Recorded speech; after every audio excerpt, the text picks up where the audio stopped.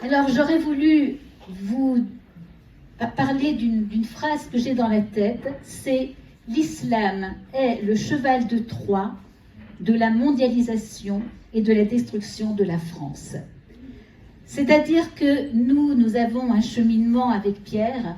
Pierre, en 2007, écrivait, parce que nous venons de la gauche, nous étions des gens de la gauche historique, hein, on n'a jamais été une Sandrine Rousseau, ni un Mélenchon, mais nous venons de la gauche, et Pierre écrivait dans un journal républicain, la gauche républicaine, et avec des gens comme lui, de gauche, et dans lesquels on lui interdisait pratiquement de parler d'islam, où il n'avait le droit que de taper sur les curés et tout ce qui s'ensuit.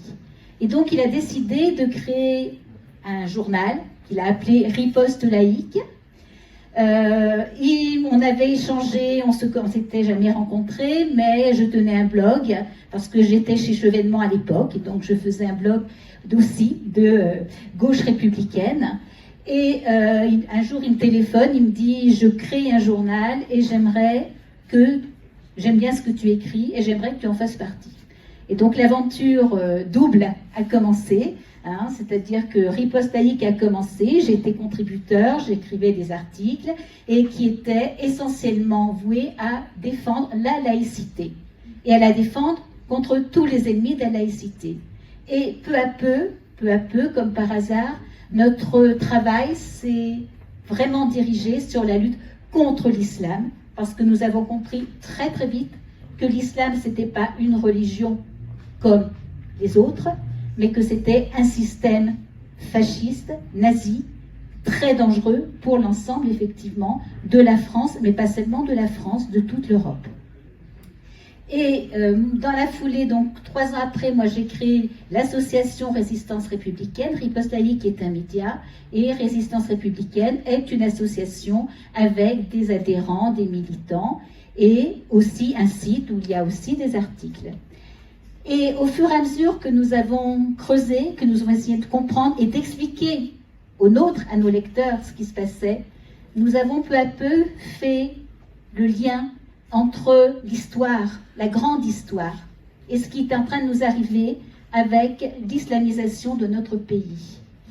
Moi, je remonterai 1945, le pacte du Quincy.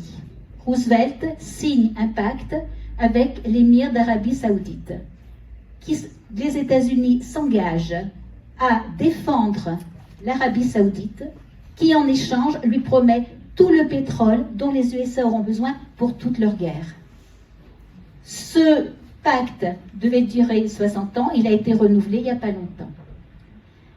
Ça n'est pas neutre, parce que ça veut dire qu'à partir de là, les USA, qui se voulaient les gendarmes du monde, ont fait le maximum pour défendre le sunnisme, pour défendre l'islam partout, puisque c'était leurs intérêts majeurs. Et c'est pour ça qu'ils n'ont rien fait pour non seulement lutter contre les frères musulmans qui arrivaient chez nous, qu'ils ne font rien, au contraire, pour lutter contre les migrants musulmans qui arrivent chez nous, et qu'ils ne font absolument rien pour lutter effectivement contre ce que nous sommes en train de vivre à tous les niveaux.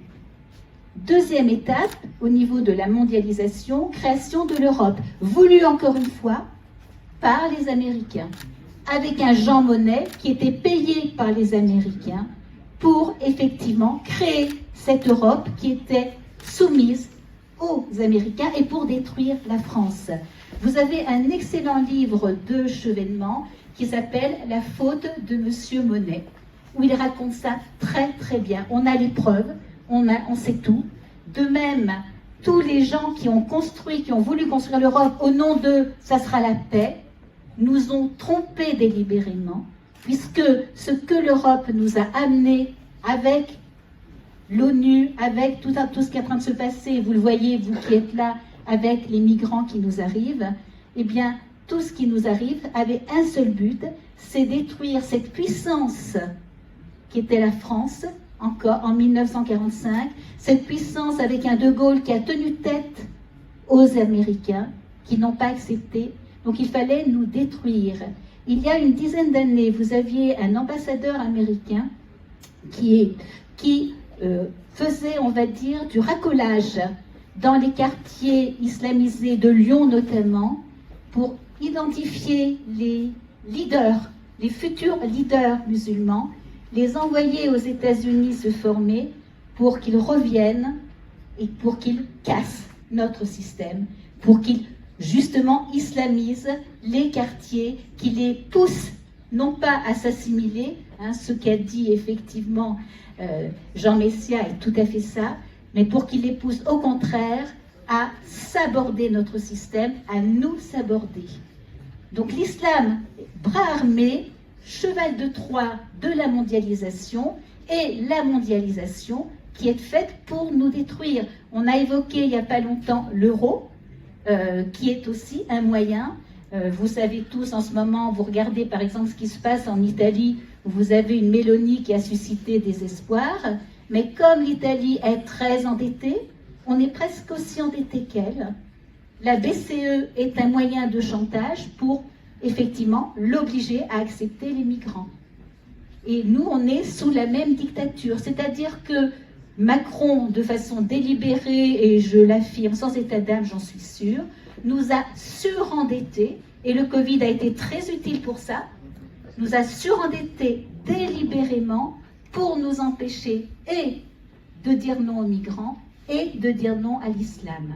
C'est-à-dire qu'on est dans un système où on n'est pas seul, on n'est pas isolé, on est en but à tout un système qui veut carrément détruire nos valeurs, parce que la France, quelque part, malgré le wokisme, malgré ce qu'on est en train de voir, malgré tous ceux qui, dans les médias, sur les plateaux, ont la parole, eh bien, la France, c'est encore une culture, une histoire, une littérature, de l'art, des musiques, des ingénieurs. On est quand même la patrie d'un nombre de, non seulement d'artistes, mais d'ingénieurs extraordinaires. Ils sont en train de détruire notamment notre médecine. Non seulement il n'y a plus personne, mais ils ont fait ça année après année pendant des années en mettant des quotas pour empêcher les meilleurs de nos élèves, ceux qui étaient les plus humanistes. Il y a 30 ans, 40 ans, j'avais un vieux médecin. Il venait chez moi, on soignait mes enfants, et de quoi on parlait? De littérature. Parce qu'il faisait partie de cette génération des gens qui pouvaient être scientifiques et littéraires. On n'avait pas cassé le moule, et parce qu'ils étaient littéraires, ils étaient terriblement humains. Or, des gens terriblement humains, ça ne va pas pour le modèle qu'ils veulent, pour une France qui est détruite. Et c'est pourquoi ils ont instauré des quotas sur des questions de maths, des questions scientifiques. Et des tas de gens ont perdu, effectivement, alors qu'ils auraient pu être d'excellents scientifiques. Quel rapport avec l'islam? Le même. La destruction de nos valeurs, de nos jeunes, de notre éducation, de notre pays, de tout ce qui nous fait vibrer, de tout ce qui fait aimer la vie. Là, ils en sont à accepter le halal et à l'imposer dans un certain nombre de quartiers. Ça ne les gêne pas du tout que nous, on n'ait pas le choix. Ça ne les gêne pas du tout qu'une vieille dame âgée qui ne peut plus marcher ne puisse plus trouver de jambon dans son quartier, ne puisse plus trouver de bouteilles de vin. Ça ne les dérange pas. Par contre, nous obliger à manger du cafard grillé, des insectes grillés, ça, c'est leur volonté. Pourquoi? Rien à voir avec le climat. Excusez-moi, je n'y crois pas, c'est une imposture. On a trop de scientifiques de valeur des prix Nobel qui nous expliquent que ça n'a rien à voir avec l'homme. Alors là, on ne va pas entrer dans des débats où on va se crêper le chignon, mais c'est juste pour dire qu'on est vraiment manipulé d'une façon incroyable. Ils nous font croire qu'il faut arrêter d'utiliser l'électricité. Ils ont arrêté le nucléaire, ils ont ignoré. Et après, il faudrait que nous soyons en train de pédaler pour faire de l'électricité, parce qu'on en est là. Ils sont en train de nous imposer des choses qui sont abominables. Je vais vous le dire tout bêtement, ce que je trouve, c'est que dans 10 ans, 20 ans, au train où vont les choses, on n'aura plus du tout le droit, nous, les classes moyennes, d'avoir une voiture. On n'aura plus droit que au transport en commun. On va revenir au temps que j'ai connu quand ma grand-mère, elle devait prendre le bus pour aller à la ville à 30 km. Pourquoi? Parce que vous croyez que vous allez avoir les moyens, vous, d'acheter des voitures électriques? Vous croyez, vous, qu'il va y avoir assez de matières premières dans le monde pour, effectivement, qu'il y ait des voitures électriques comme il y en a actuellement? Évidemment que non. Évidemment que non. Ils sont en train de construire une société abominable où nous n'existerons plus. Et l'islam joue son rôle là au milieu. Il nous déstabilise, il nous fait quitter des quartiers. On n'est plus chez nous et tout doucement, on l'accepte. Hein, la dame tout à l'heure qui disait, je fais comment moi avec ma médaille autour du cou. Qu'est-ce qu'on fait?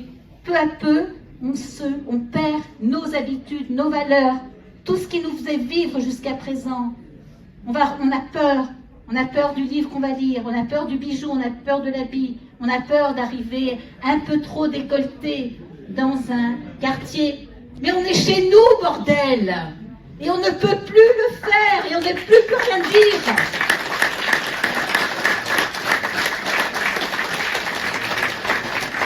Combien de temps ça va durer? Combien de temps on va accepter de mourir à petit feu? Parce que ce qui est en train de se passer, c'est ça.